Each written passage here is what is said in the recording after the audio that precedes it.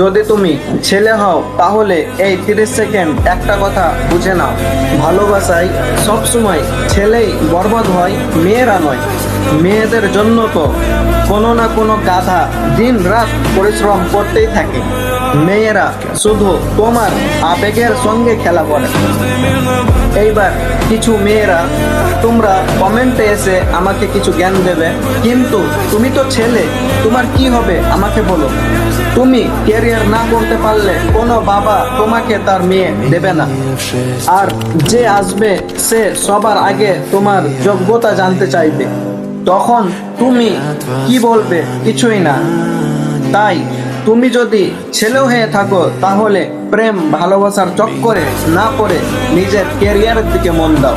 এটা যদি আমরা ছেলেরা বুঝতে পারি তাহলে আমাদের জীবন অনেক সুন্দর। হ্যাঁ।